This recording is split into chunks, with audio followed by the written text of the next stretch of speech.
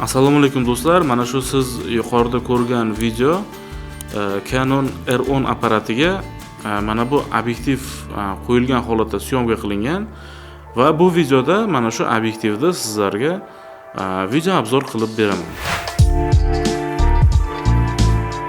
Bu obyektiv TT Artisan kompaniyasiniki. Ushbu kompaniya haqida qisqacha aytadigan bo'lsam, bu Xitoy kompaniyasi hisoblanadi. Siz birdaniga hozir va Xitoy ekan deyishingiz mumkin-da. Yo'q, lekin do'stlar, hozir Xitoy anchagina texnologiya jihatdan ilgarilab ketdi. Ular hozir juda ham sifatli, yaxshi mahsulotlar ishlab chiqaryapti. Mana shu TT Artisan kompaniyasi ham obyektivlar ishlab chiqarishga mo'ljallangan, moslashganda. Xo'sh, bu obyektivni men qayerdan oldim? Buni AliExpressdan zakaz qildim. Mana shu TT Artisan kompaniyasining o'zini rasmiy do'koni bor. O'sha do'konidan zakaz qildim.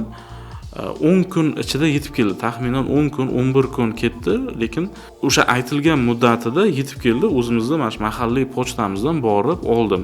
Xo'sh, mendagi ekzemplyarga to'xtaladigan bo'lsak, bu 23 mmlik diafragmasi f1.4 ni tashkil etuvchi to'liq manualni obyektiv hisoblanadi. Manualni obyektiv deganda do'stlar, bu hamma element upravleniya, ya'ni o'sha boshqaruv elementlari qo'lda boshqariladi. Masalan, diafragma ham, fokus ham, hammasi qo'l bilan boshqariladi. Mana shunaqangi obyektivlarga manualni obyektiv deyiladi. Hamda fix obyektiv hisoblanadi. Bu fix degani o'sha faqatgina bitta fokus masofasi bor. Bu o'sha 23 mm tashkil qiladi.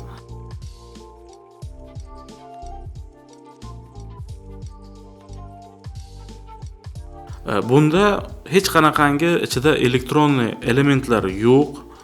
Ya'ni bu degani avtofokus yo'q bu yerda, stabilizatsiya ham umuman yo'q. Ya'ni elektron qurilmalar umuman yo'q bu obyektivda.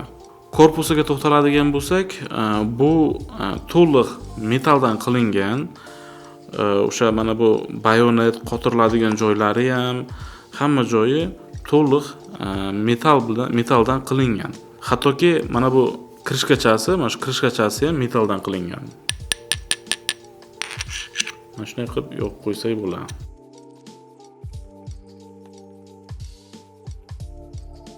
Va bu yerda ikkita boshqaruv elementini ko'rishimiz mumkin. Bu mana bu katta kolsasi fokusni to'g'rilash uchun moslashgan va bu kolsa do'stlar juda ham plavniy, ya'ni sokin, tekis aylanadi. Fokus kolsasini aylantiraman. Ko'ryapsizmi? Juda ham tekis, plavni aylanadi.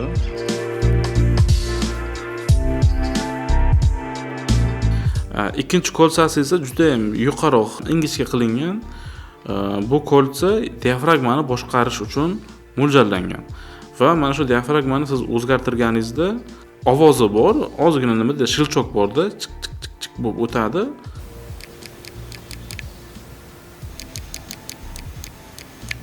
Shu yerda do'stlar qisqacha reklama, sizlardan bittagina iltimos bo'lib qoladi. Bu shunchaki mana shu videoga like bosish kerak.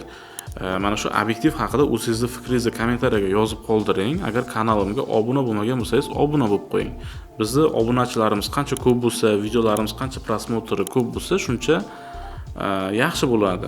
Agar moliyaviy tarafdan ham yordam bermoqchi bo'lsangiz, bu biz uchun juda ham muhim, kanalim uchun juda ham muhim, rivojlanishi uchun siz tirikchilik.uz sayti orqali donat qilishingiz mumkin va u yerda ushbu donat orqali siz o'zingiz xohlagan masalan mavzuda menga xabar yuborsangiz ham bo'ladi. U xabar menga keladi, men ko'rib u narsani o'qib imkon qadar sizlarga javob berishga harakat qilaman. Shuningdek, meni Telegram kanalim bor. O'sha Telegram kanalimga ham ushbu obyektivda olingan rasm hamda videolarni original ko'rinishda ko'rishingiz mumkin bo'ladi. Xullas, Telegram kanalimga obuna bo'lib qo'ying, ziyon qilmaydi bu sizga. Xo'p, endi obyektivga qaytadigan bo'lsak, buni men xarid qilganim, sotib olganimda eng asosiy ikkita sababi bor. Bu Birinchi sababi narxi arzonligi. Men rasmlarga olib ko'rdim, videolarga olib ko'rdim. Ha, to'g'ri, bunda avtofokus yo'q, stabilizatsiya yo'q, lekin hamma narsa puliga yarashadi. Keyin ikkinchi sababi buni diafragmasi. Ya'ni bu yerda diafragma f1.4 ni tashkil qiladi. Bu APS matritsali apparatlar uchun juda ham yaxshi ko'rsatkich. Ya'ni bu f1.4 bilasizmi, o'zidan juda ham ko'p yorug'lik o'tkazadi. Masalan, meni shtatniy obyektivim, mana bu R10 ni o'zida kitoviy kelgan obyektivim eng maksimal ochiladigan diafragmasini ko'rsatkichi 4.5 da. Endi 4.5 bilan 1.4 orasida anchagina farq bor-da. Albatta ushbu farqni mana bu videoda ko'rishingiz mumkin. Xo'sh do'stlar, mana men tashqariga, tabiatga chiqdim va hozir Canon R10 apparati meni tasvirga olyapti. Bu yerda o'zini hozir standartni obyektivi turibdi, 18 ga 45, diafragmasi f4.5 dan 6.3 gacha yopiladigan obyektiv. Ya'ni o'zini kitoviy obyektivida. Bu yerda hozir fokus masofasi o'sha TT Artisan obyektivi bilan hozir men olay. Mana bu. Mana bu obyektiv bilan fokus masofasi bir xil bo'lish uchun bu yerda ham 23 mm da turibdi. Bu obyektivni 23 mm ga qo'yganingizda o'sha diafragma 5 ta turibdi. Выдержка 125, ISO 100, rang profili standart profilda syomka qilyapti. Hozir xuddi mana shu holatda hech qanday nastroyka, sozlamalarni o'zgartirmasdan mana bu obyektivni qo'yamiz va siz farqini o'zingiz ko'rasiz, o'zingiz baho berishingiz mumkin. Va bu yerda bitta narsaga e'tibor qaratishingizni so'rayman. Mana bu fonga, mana shu arqa fonga e'tiboringizni qaratishingizni so'rayman. Hozir men obyektivni almashtiraman. Qanchalik fon bake bo'lishi, ya'ni shu orqa fonda shuvalishini ko'rishingiz mumkin bo'ladi. Xo'sh do'stlar, mana obyektivni almashtirdim. Ko'rishingiz mumkin, kadr anchagina kuyib ketdi. Bu bilan men nimani ko'rsatib bermoqchiman? Ya'ni bu obyektiv qanchalik yorug'lik ko'p o'tkazayotganligini ko'rsatib bermoqchiman-da. Chunki boya mana bu 18 ga 45 obyektivda diafragma 5 turgan edi. Bu yerda esa hozir diafragma 1.4 ta turibdi va siz ko'rishingiz mumkin, mana shu qanchalik ko'p yorug'lik o'tib kadrda kuyib ketayotganligini mana shu yerdan ko'rish mumkin-da. Endi shu yerda hozir bitta выдержкani qisqartirib ekspozitsiyani to'g'rilab olaman. Mana shuni qilamiz. Xo'sh, hozir o'ylaymanki, men fokusda turibman degan umiddaman, chunki apparat mendan 1,5 metrlar uzoqda turibdi-da. Ekranchasi kichkina. Endi o'sha uzoqda bo'lganligi uchun men uncha yaxshi ko'ra olmayapman-da. Hozir focus picking ko'rinyapti menga.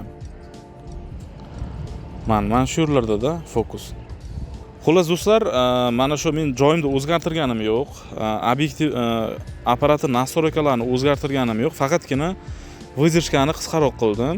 800 ga qo'ydim. Hozir выдержка 800 da olyapti. Boya 1.25 da olayotgan edi. Endi boshqa iloji yo'q-da выдержкani. Endi men sizlarga hozir bu yerda o'sha 1.4 diafragmada mana shu fon, arqa fon qanchalik shuvalishini ko'rsatib bermoqchiman-da, bakeni. Bake qanchalik bo'lishini mana shu kadr misolida ko'rishingiz mumkin va bundan oldingi kadr bilan mana bu 18 ga 45 obyektivdagi 5 diafragmadagi mana xuddi mana shu fokus masofasidagi 5 diafragmadagi fon qanchalik shuvalayotgan edi, ya'ni bake bo'layotgan edi va hozir bundagi 1.4 diafragmada fon qanchalik bake bo'lishini mana shu kadr misolida ko'rishingiz mumkin. Ranglariga ham e'tibor qarating, ranglarni ham solishtirib ko'rasiz. Men baribir ikkita kadrda yana bir-biriga qo'yib ko'rsataman. Ranglarni ham o'zgartirganim yo'q. Ya'ni o'sha standart profilda bir xil balans belova, ya'ni white balance, bir xil white balance turibdi. Endi mana shu ranglarni o'tkazuvchanlik ham obyektivlarga bog'liqda. Mana shu ikkita obyektivda ko'rishingiz mumkin, ranglari qanchalik farq qilishini mana shu kadrlar misolida ko'rishingiz mumkin bo'ladi. Endi bu obyektiv qanaqa syomkalar uchun kerak? Shuni mana shu yerda aytib o'tib ketmoqchiman. Mana shu kadr misolida xuddi hozir mana xuddi menga o'xshab obyektivni apparatni bitta joyga qo'yib qo'yib, shtativga, hozir apparat shtativda turibdi. Shtativga qo'yasiz, mana shunday fokusni ushlaysiz picking bilan o'zingizda bitta joyda. Mana shunday qilib siz gapirasizda, boya говорящий голова deydi-ku, shunchaki turib bitta joyda biror nimani gapirib berasiz. Video obzormi, o'zingiz nima mavzuda bo'lsa-da, mana shunaqangi syomkalar uchun bo'ladi. Chunki bitta joyda turibdi, obyektiv hech qayerga qimirlamaydi. Mana shu holatda mana shunday chiroyli fonni baka qilib beradi-da, o'sha shuvab beradi bu obyektiv. Lekin masalan siz bu obyektiv bilan qo'lda syomka qilib yurish tavsiya etilmaydi. Endi uning uchun katta tajribangiz bo'lishi kerak, chunki bu obyektivda stabilizatsiyasi yo'q. Avtofokus ham yo'q. Siz masalan agar shunchaki qo'lingizda olib syomka qilib yursangiz, demoqchiman harakatdagi syomkalarda harakatlanib, aktiv syomkalarga uncha to'g'ri kelmaydi. Ya'ni siz fokusni ushlashingiz qiyin bo'ladi. Ya'ni keyin kadrda stabilizatsiya qilish ham qiyinroq bo'ladi. Keyin men bitta narsani o'ylagandim, bu obyektivni sotib olishdan avval. Mana shu mendagi Canon R10 da ichida stabilizatsiyasi bor-da, masalan, elektron stabilizatsiya. Men o'ylagandim, agar bu obyektivda mayli stabilizatsiyasi bo'lmasa ham, apparatning o'zida elektron stabilizatsiya bor-ku, shu bilan ishlataveraman deb o'ylagandim. Lekin chuchvarani xom sanagan ekanim, obyektivni mana shu R10 ga qo'yganimdan keyin elektron stabilizatsiya ishlamaydi. Shunchaki ishlamaydi. Sababi Canon apparatlaridagi elektron stabilizatsiya faqatgina o'zini radnoy obyektivlari bilan birgalikda ishlar ekan. Shu narsasi meni biroz xafa qildi, lekin boriga shukr qilib syomka qilib yuribman hozir mana shu obyektivga. Endi sifatiga to'xtaladigan bo'lsak, sifati do'stlar menga ma'qul. Masalan, rasmlarga ham olib ko'rdim, men videolarga ham ko'p syomkalar qilib ko'rdim. Sifati masalan o'zini shtatniy masalan 18 ga 45 obyektivdan ko'ra anchagina yaxshi-da bu obyektiv. Yana bir tarafi bu obyektiv faqatgina APS-C matritsali apparatlarga to'g'ri keladi. Masalan, Canonda full frame apparatlarga qo'ysa bo'ladi, chunki mana bu mount'i, o'sha bayoneti to'g'ri keladi. Lekin ularga full frame ga qo'yganda bu kadr atrofini vignetta deydi-ku, o'sha vignetta qilib sal atrofini qoraroq ko'rsatib beradi. Sababi bu obyektiv faqat APS-C matritsali apparatlarga mo'ljallangan. Shuning uchun agar full frame apparatga qo'ysangiz, siz masalan Sonyda ham bor, Canonda hozir R modellarida ham bor, menyusidan o'sha tasvirga olish rejimini APS-C rejimiga o'zgartirish kerak bo'ladi. Va o'sha APS-C rejimga o'zgartirganingizda o'sha full frame matritsali apparatlar xuddi APS-C o'lchamidagi matritsalar kabi rasmga, videoga olishni boshlaydi. Shu narsani ham e'tiborga olib qo'ying. Ya'ni bu full framelar uchun emas, faqat APS-C matritsali fotoapparatlar uchun. Mana shu obyektivga silka qoldiraman o'shalar do'koniga, mana shu AliExpress saytiga, videoning описаниясida yoki mana shu yerga chiqarib qo'yaman. Siz bemalol mana shu silka orqali o'tib, o'zingizga yaqin bo'lgan pochta bo'limiga mana shu obyektivni qo'rqmasdan zakaz qilsangiz bo'ladi. Chunki bu obyektivni faqatgina shu internet do'konlardan, shu AliExpressdan, shunaqa joylardan topish mumkin-da. O'zimizda savdogarlar, sotuvchilar olib kelmaydi bu obyektivlarni. Nafaqat RF, bundan tashqari Sony E-mount, masalan, Nikonga, Fujifilmga, Panasonicga hammasiga to'g'ri keladigan bayonet bilan ishlab chiqaradi. Demoqchiman, Canon uchun emas, hamma kompaniyaga ishlab chiqaradi bu obyektivni. Men esa videoga shu yerda yakun yasayman. Sizdan o'sha har doimgi narsani so'rab qolamiz. Meni mana shu qilayotgan proyektlarim, qilayotgan videolarim, kanalimni qo'llab-quvvatlash uchun shunchaki mana shu videoga like bosish kerak, kommentariy qoldiring hamda obuna bo'lmagan bo'lsangiz obuna bo'lib qo'ying. E'tibor uchun rahmat, xayr, salomat bo'ling.